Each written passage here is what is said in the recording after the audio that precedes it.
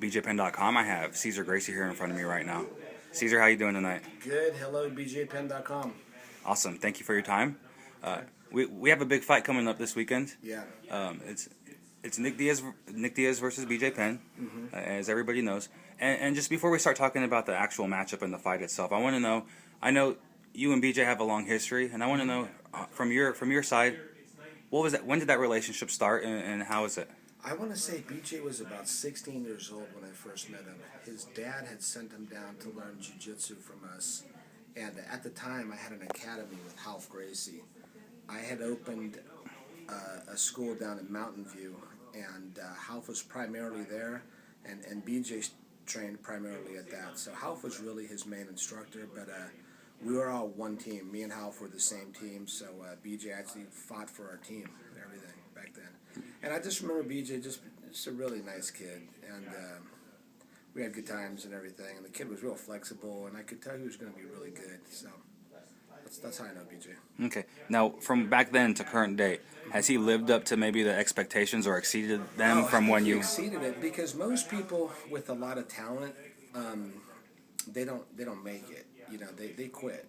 Something comes along, a girl, work, whatever. You know, there's something happens in life, and they go a different way. And BJ's the guy that didn't go the different way. He stuck with it.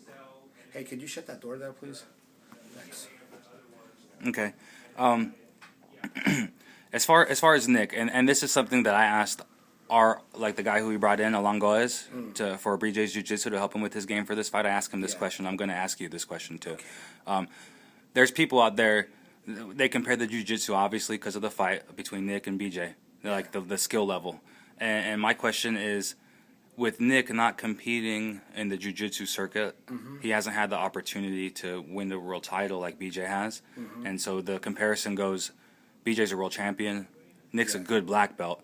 But with no barometer to really gauge Nick's level, where do you think it is as his coach? He's excellent. You got to remember, the thing with Nick, though, is BJ won the worlds back in the day. I think he was like one of the fastest black belts I've ever seen. Get to black belt, you know, that's how good he was and what a natural he was at it.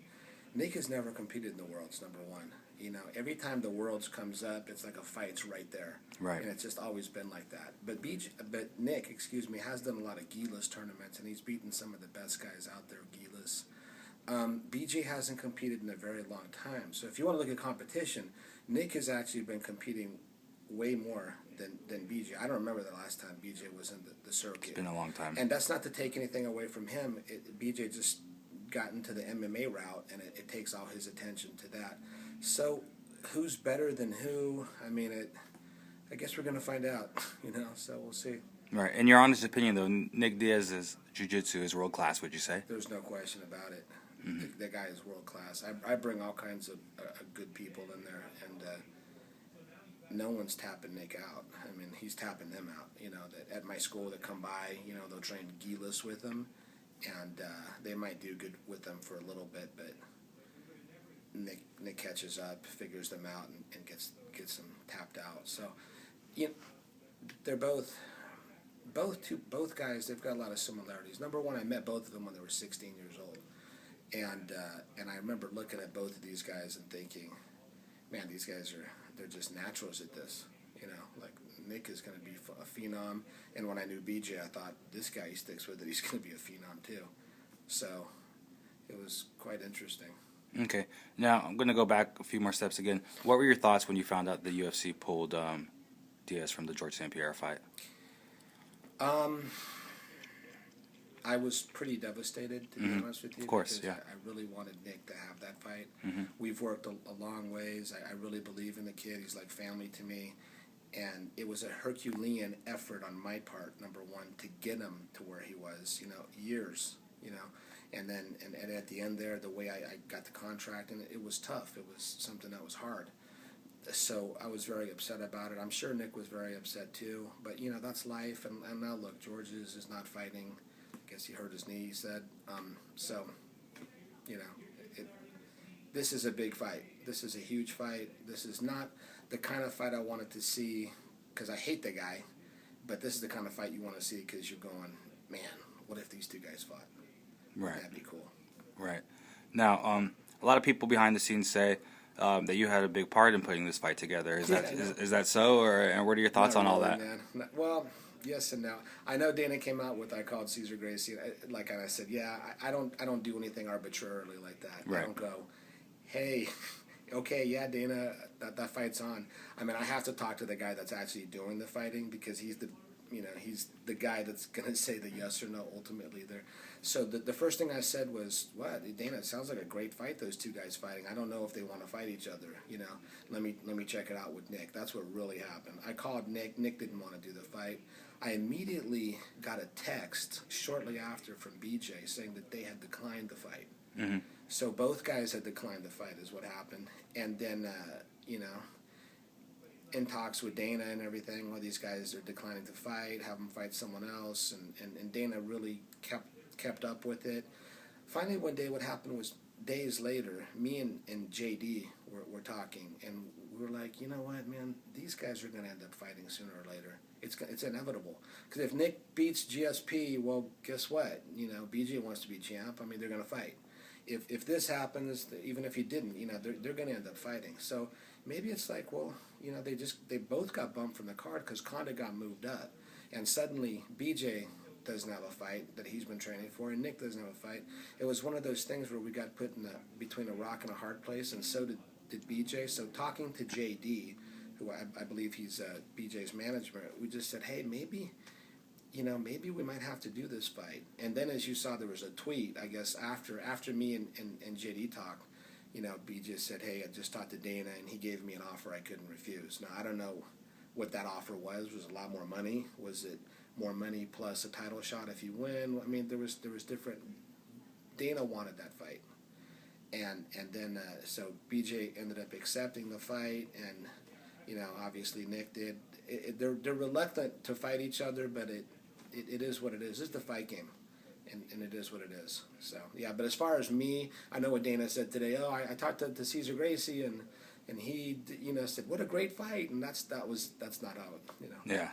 It is a great fight, but I'm not saying that's a great fight, let's put it together. That didn't happen. Right. Now, I guess it was last month they distributed the bout agreements, and Yeah. I think it was maybe even a Thursday. I know when we got ours. I don't remember the exact date, but Yeah. I was hearing a lot of rumblings from the Northern California area from my guys up there that Nick was really reluctant to sign that contract. That bout agreement was due on the Monday morning, I think, and there was some hesitation there from Nick, and he was almost like not going to take it, talking about maybe I'll just retire. So far, even as, and I'm sure you're aware of this, that he even filmed a retirement video just in case that he wanted to pull the trigger on that, like a retirement announcement. Did you kind of have to talk him off a ledge there? No, I mean, and that might be misinterpreted a little bit. You got to understand that Nick already had a contract to do a boxing match. Right. To make X amount of money doing boxing against an opponent he would love to beat up. All of a sudden, he's fighting BJ Penn and an opponent for less money that he doesn't necessarily is thrilled to fight. They've trained together. They're just kind of cool with each other. They're not best friends, but it's one of those things. There's plenty of enemies out there in the UFC. There's the Fitches of the world, the St. Pierres that these guys want to fight. Right. You know what I mean? And instead of taking fights they're not thrilled about. So Nick thinks he got a little screwed. It wasn't, oh, I got to fight BJ, I'm going to retire. It wasn't that. It was like, man, I got to fight BJ. I'm getting less money. I'm not getting the GSP fight. And he feels like he kind of got screwed over. So as far as there being a video of him retiring, I haven't heard anything about that, though. I don't think that exists. So. Okay. And then what do you think about the overall demeanor? Because normally, the Nick Diaz we're used to seeing before the fights, and especially at the press conference today was the first time they faced off, and it's not the same. It's not the same Nick. So what do you think about that? It's an interesting thing with Nick. I remember when he was fighting Frank Shamrock. I actually had to stand up there at the conference thing or the weigh-ins, excuse me. And I actually had to stand up there, and I had one hand like ready to grab Nick at any time because I thought he was going to slap Frank in the face. Just he truly didn't like the guy, and he goes crazy. He's like a pit bull that you got to hold in a leash. It's kind of like that. And some of his fights have been like that. Not all of them, but some of them. And this is one that I just knew wasn't. The demeanor was very calm, subdued. Now, some people might think that this is going to be a lackluster fight because of it, but I don't think so. I think this might be a more technical fight because Nick is not going to go in with that raw emotion. Even in the daily fight, he was fighting with too much, I don't know, emotion, I think. Like, I'm going to kill you, we're in a war, hey, hit me, I'll hit you, I don't care. I think you're going to see a very technical Nick Diaz. So you think it actually could play to his benefit then? I think it might. I do. It's interesting. Yeah. Interesting take. And as far as the matchup goes, and I'll let you go after you've been more than gracious with your time, but as far as the matchup goes, what do you expect out of these two in the main event this weekend, and how do you see it playing out? I think BJ is going to be aggressive throughout the whole fight. I think BJ is going to try to take Nick out. And, I think BJ's in shape. And I think Nick is in tremendous shape right now. And it's going to be great stand-up, and it's going to be great ground. I'd have to give the wrestling advantage probably to BJ, but, Nick's guard lately is nowhere you want to be. So it's kind of... This is one I want to see it, and I think Nick is very ready for this fight. Awesome, Cesar. Well, thank you very much for your time, and from our camp to yours, good luck this weekend. Okay, thank you. BJPenn.com.